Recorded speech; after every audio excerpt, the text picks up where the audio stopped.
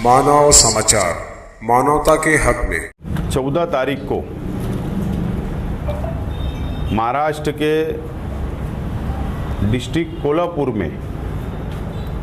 Kolhapur district में एक घटना हुई। वहाँ पर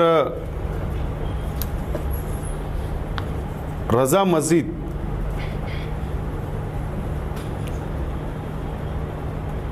फिरका परस्तों ने गजापुर में, बात ध्यान रखो आप, विशालगढ़ एक किला है और विशालगढ़ के ऊपर एक दरगाह है, लेकिन जहाँ पर मस्जिद है,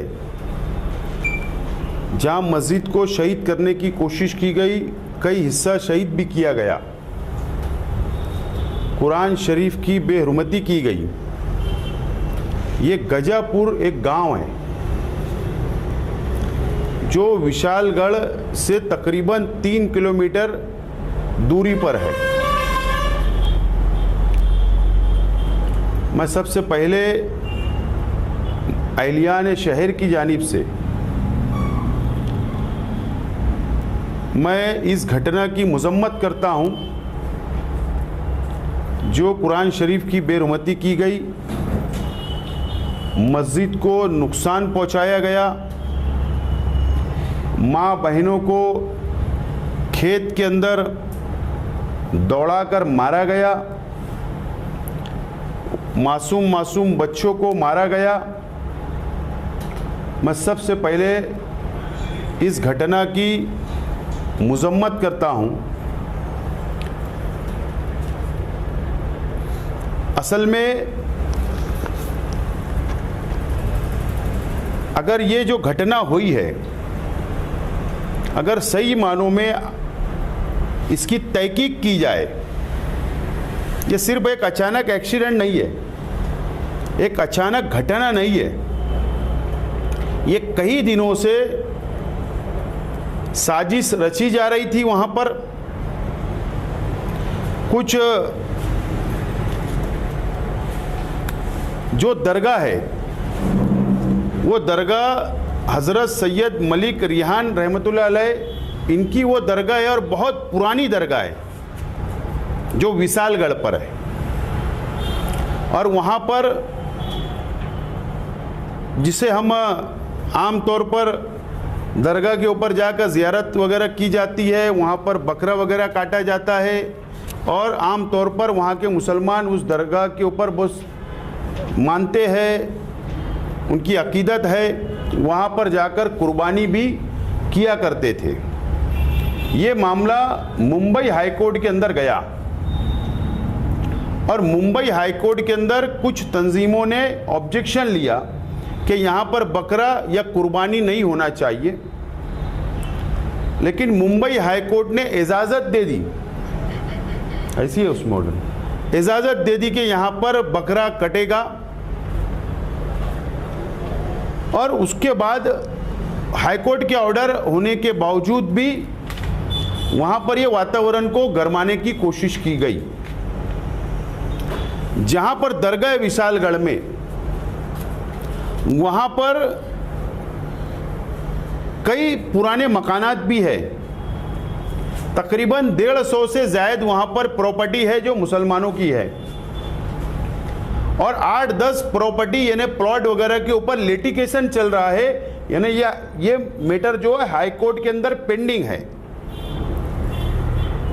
और वहां पर इसको अतिक्रमण का नाम लेकर, क्या अतिक्रमण किया गया, बल्कि अगर आप उसकी तारीख देखेंगे, जो मेरे पास मालूमात, मैंने वहां से कुछ जानकारी ली, हासिल की, और जो मालूमात मेरे पास है, ये बहुत पुरानी प्रॉपर्टी मुसलमानों की है और वहाँ पर प्रॉपर्टी कुछ लिटिगेशन, कुछ तनाज़ा है, वो हाई कोर्ट के अंदर चल रहा है, वो जैसे कि वैसे परिस्थिति पे है। लेकिन वहाँ का विशालगढ़ जो एक तारीखी जगह है, किला है, वहाँ पर शिवाजी महाराज, छत्रपति शिवाजी महाराज, उनका ऐतिहासिक मुकाम भी है और उनके उस वक्त के कई ऐतिहासिक मुकामात है, लेकिन वहाँ दरगाह भी है। अब उसको बहाना बना कर के ये अतिक्रमण किया जा रहा है, दरगाह के ऊपर मस्जिद बनाई जा रही है, अतिक्रमण किया जा रहा है, ऐसा एक तनाज़ा पैदा किया गया। और ये हाईकोर्ट का जो ऑर्डर आया बकरा वहाँ काटने का, कुर्बानी करने का, ये तमाम ही बातों को एक किया गया, एकत्र किया गया और उसके बाद ये ऐलान किया गया। ऐलान ये किया गया कि हाईकोर्ट के ऑर्डर से या न्याय प्रवेश चीज़ को डर बताकर कुछ फिरका परस्त तंजीमों ने, कार्यकर्ताओं ने, कुछ नेताओं के इशारे पर यह बताया गया, हमारे पास उसकी इलेक्ट्रॉनिक मीडिया की वीडियो भी मौजूद है, कि हमको वहाँ जाने से कोई रोक नहीं सकता। और एक व्यक्ति है जो उसने अलग अलग तरीके की पोस्ट किया, खतरनाक पोस्ट किया है कि बाबरी 14 तारीख फिर एक बाबरी, इस तरीके की खतरनाक पोस्ट वायरल की गई।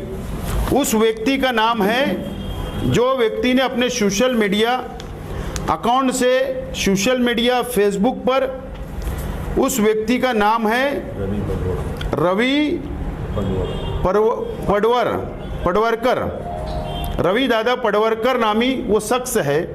उसकी भी कुछ वीडियोस है जो वो उकसा रहा है वहाँ के लोगों को।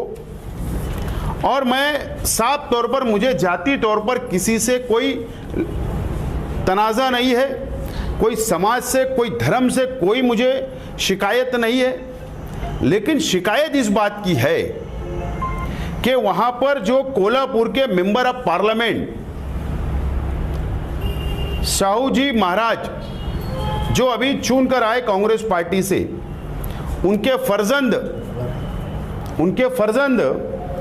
उनका नाम है संभाजी राजे छत्रपति, जो एक्स मेंबर ऑफ पार्लियामेंट है और वो बीजेपी के कोटे से पिछले टर्मों में राज्यसभा के मेंबर रहे।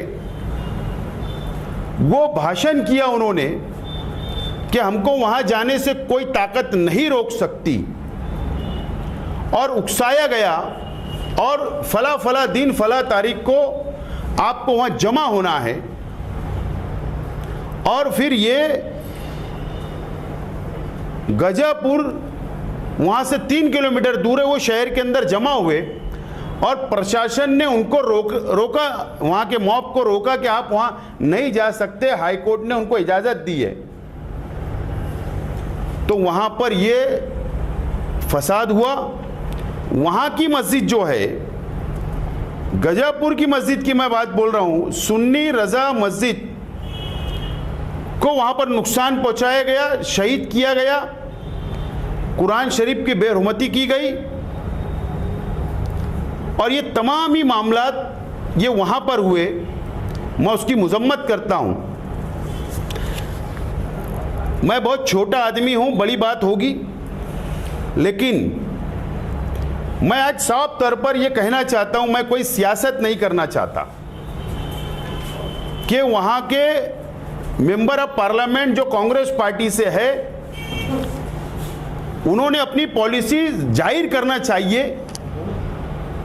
कि एक तरफ उनका फर्जंद लड़का उकसा रहा है, भीड़ इकट्ठी कर रहा है, और वहां पर जाकर हिंदू मुस्लिम या मस्जिद को शहीद करने का काम करवा रहा है खुला, और दूसरी तरफ वहां के मेंबर ऑफ पार्लियामेंट साहू जी महाराज अमन की बात कर रहे हैं। ये तफावत है।